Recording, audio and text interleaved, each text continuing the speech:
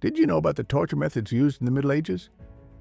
It is a torture method generally referred to in historical sources as the spiked chair. The victim would be tied to the chair so that they could not move. The seat, back, and armrests of the chair had metal protrusions or spikes.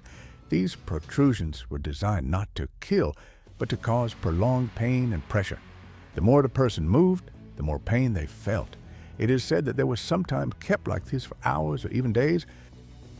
It is a method of torture generally referred to in historical sources as the Iron Maiden. It is like a metal cabinet/coffin in the shape of a human.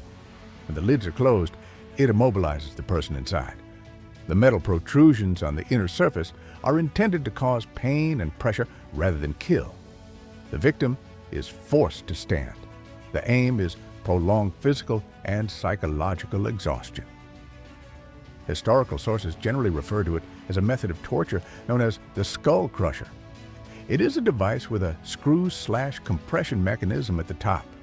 The person's head is placed on a fixed surface. Pressure is applied by slowly lowering the metal piece to the top. The aim is often to force a confession and exert psychological pressure. It was applied in a controlled and gradual manner. Historical sources generally refer to this as a method of torture known as the prenga/pillory. It is applied by securing the head and hands to a wooden pole or frame. The person is kept standing, in full view of everyone.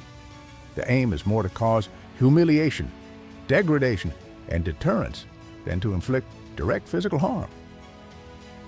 Historical sources generally refer to this as a method of torture known as the wheel torture. The victim was tied to a large wooden wheel. The wheel was either fixed to the ground or raised. The aim was to break the body's endurance by exerting force and to serve as a public warning. As shown in the image, a pulley/wheel system was used to stretch or position the body. Historical sources generally refer to this as the Spanish boot method of torture. It consists of a metal shackle/boot placed around the leg and foot area. It was slowly tightened using a screw or wedge system on the side. The aim was to completely restrict movement and force a confession by applying intense pressure. The goal was usually prolonged pain and subjugation rather than killing.